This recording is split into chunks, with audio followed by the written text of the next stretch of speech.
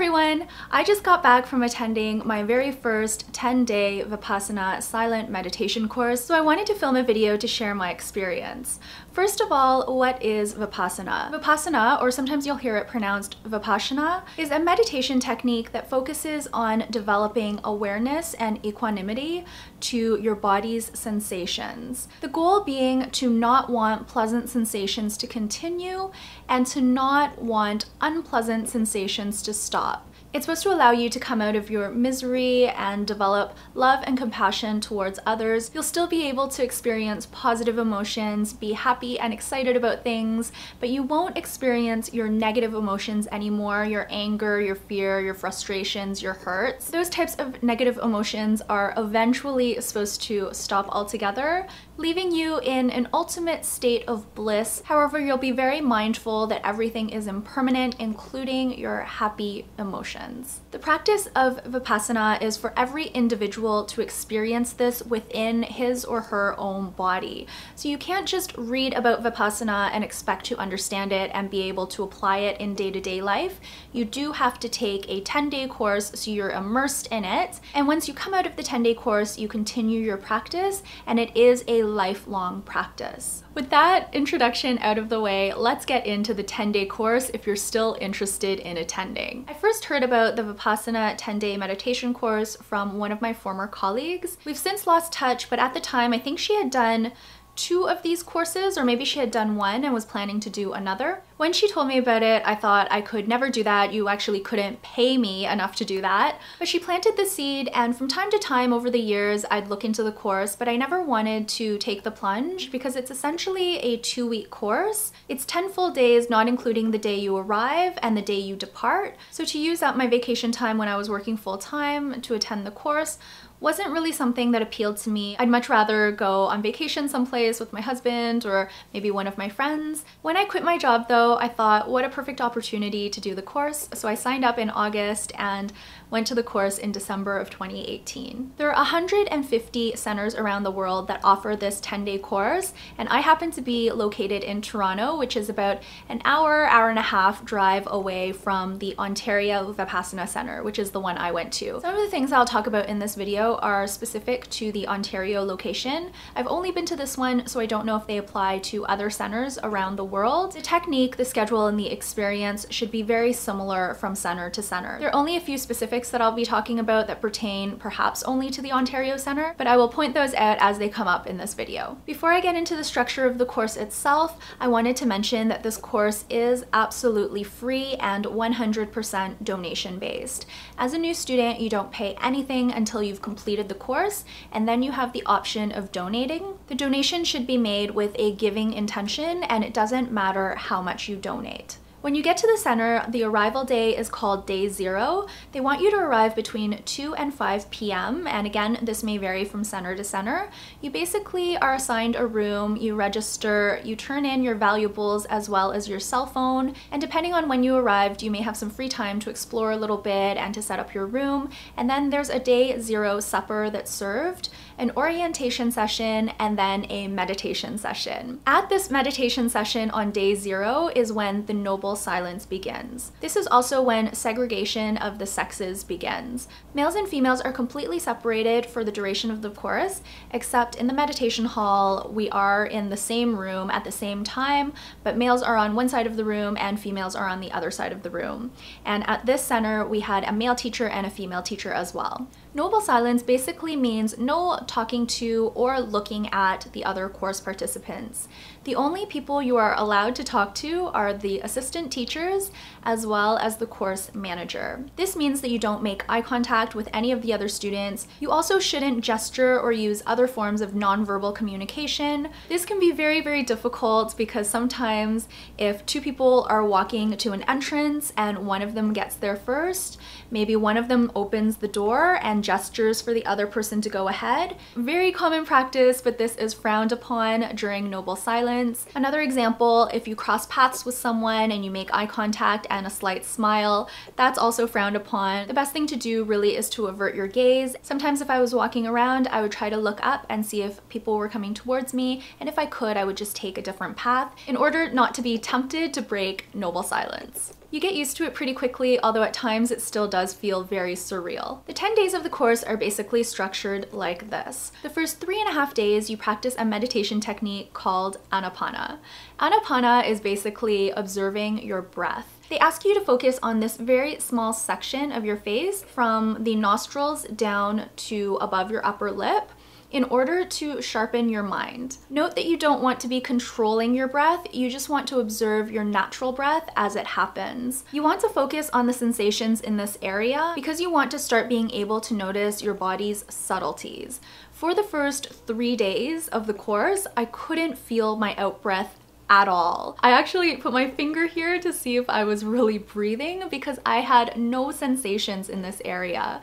They're still very, very subtle, but now I can feel them. So sharpening your mind does eventually happen if you practice this technique for enough time. On the afternoon of day 4 is when you learn Vipassana. You're basically instructed to do body scans from the top of your head to the tip of your toes and then back up again, and notice all of the different sensations in your body that you may not have noticed before, but your mind will be sharp enough to recognize a lot of different tingling sensations and very interesting vibrations that happen on your body. Those are basically the rest of your days, and then on the last day, on day 10, when noble silence is broken, we also learned a technique called metta meditation, and it is basically love and compassion meditation. So you're sending your love and your compassion out in the world, and you're creating good vibes for yourself and those around you. There is a ton of information on a typical day's schedule on the website, so I will link that down below, but suffice it to say, I woke up at 3:45 a.m. every single day, and I slept at 9:15 p.m. every single day. I will put a link down below to a blog post that I did on a day in the life at the Vipassana retreat. So this was my average day. So you can take a look at that if you want more details. There are 3 mandatory group sittings during the day, and these are 1-hour sessions, one in the morning, one in the afternoon, and one in the evening. As well, every night there is a discourse. This is basically a video lecture series that is about an hour and 15 minutes long. This is mandatory as well, and I found that the course was structured very nicely because I would experience something and I would have a lot of questions, but then my questions would be answered at the evening discourse. The course is basically audio and video footage of a course that Goenkaji taught in 1991. I believe all of the centers around the world use the same audio and video of Goenkaji speaking. There is a lot of chanting and it seems really bizarre at first, but you do get used to it, and I'm actually quite fond now of Goenkaji. I find him very inspiring, a very intelligent and compassionate man with a great sense of humor. I just found the discourses very informative, but also very interesting. In terms of the rooms, in the Ontario Centre, they have single and double rooms, and all of the bathrooms are shared, so you won't have a room with a private bathroom. I was fortunate enough to get a single room, but there are a lot of double rooms where there's a curtain divider, and again, you're supposed to maintain noble silence. Day 0, when you're assigned a room, you might want to work out details with your roommate if you have one on who will turn off the light at the end of the night, who will control the temperature, etc, etc, etc. So get all of those details sorted out, because once noble silence starts, you're really not supposed to communicate with anyone, including your roommate. The rooms at the Ontario Centre were very basic but clean and functional. They are very organized at the center, and there is a sign-up sheet outside the bathrooms for your shower time, and the shower time remains consistent throughout the week. A little bit about the food. The food is a vegetarian menu, and I found it delicious.